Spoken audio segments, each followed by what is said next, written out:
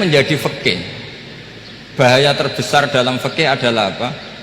Mengkaji fikih tidak dari ahlinya. Ya, seorang lagi ya, mengkaji fikih tidak dari apa? Ahlinya. Ya Rasulullah, salamun alaihi ya rafi'an syani wa daraji. Begini ya, ini kan abahnya Kiai Mas Buhin juga namanya Faqih, gurunya juga Kiai Abdul Faqih.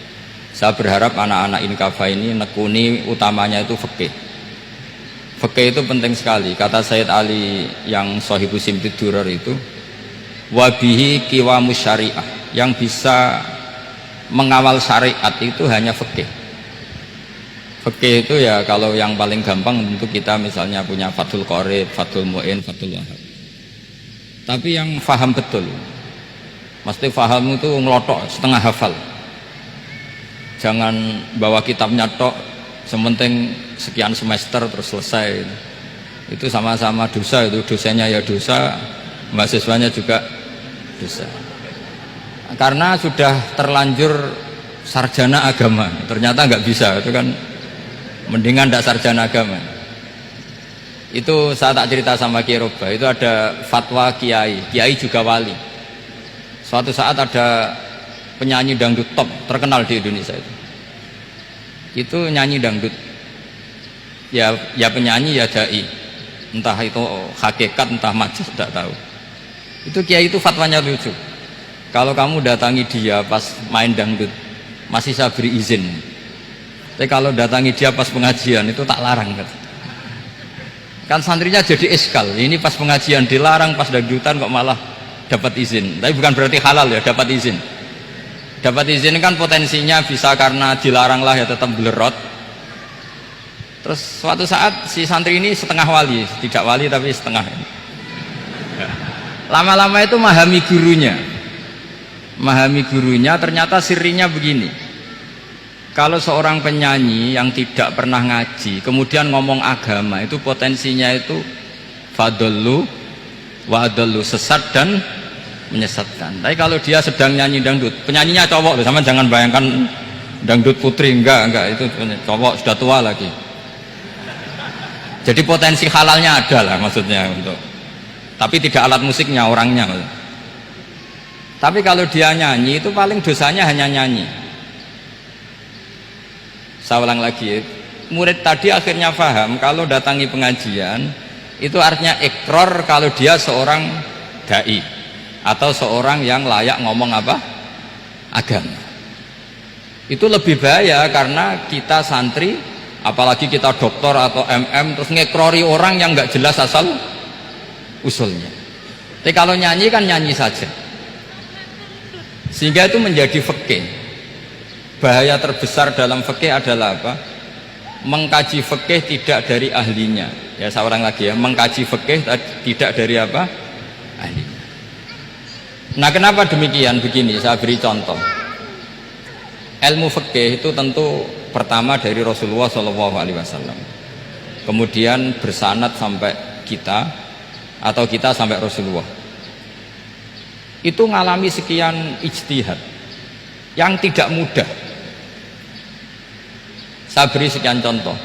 Dulu Imam Syafi'i itu sukanya sama guru yang miskin, ya, karena rata-rata santri juga miskin, jadi mesti ngidolakan guru yang miskin. Karena sesama miskin harus berkoalisi. Tapi akhirnya gurunya Imam Syafi'i itu miskin sekali. Namanya Muslim bin Khalid Az-Zanji itu miskin, Sufyan As-Sauri miskin, Sufyan bin Uyainah miskin.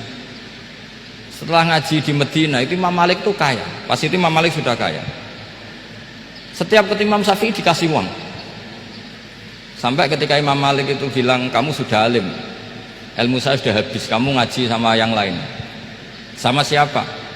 Kata Imam Malik, orang yang sealim saya sudah meninggal, namanya Abu Hanifah, tapi dia punya murid namanya Muhammad bin Hasan Asy-Syaibani, kamu ke sana. Terus Imam Malik datang ke Baki. Dulu Baki itu pasar rental, ya Grab lah kira-kira sekarang itu. Mengumumkan siapa kafilah yang mau ke Irak. Kita ya Imam Malik, dibayari sama Imam Malik, ini yang antar ke Irak, ke Muhammad bin Hasan Asy-Syaibani. Imam Malik mulai ngeper, guru saya yang miskin tidak pernah nyangoni, guru-guru saya yang kaya sering nyangoni, mulai memasalahkan kiai miskin gitu, kira-kira seperti itu, mulai masalah gitu.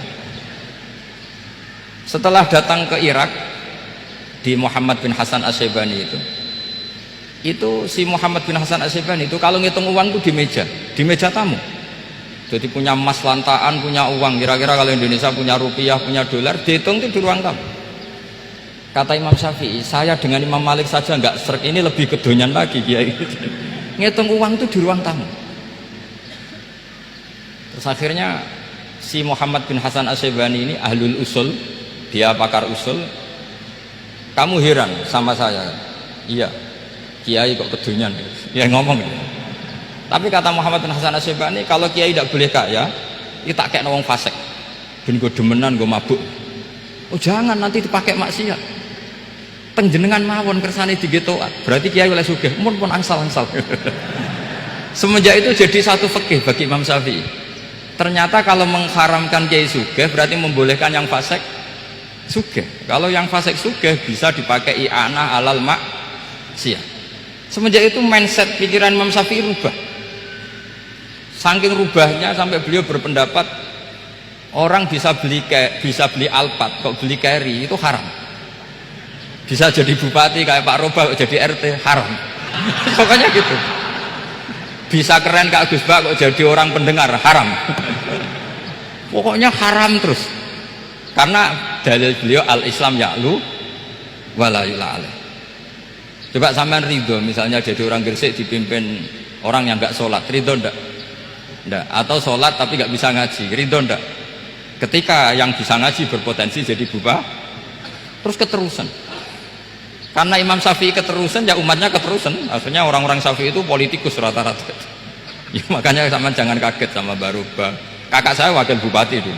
Putranya Mbah Mun ada yang wakil apa? Gubernur. Dulu Gus Wahid yang menteri agama. Itu asal usul dari perubahan fikih, mindset, cara berpikir Imam siapa? Syafi'i.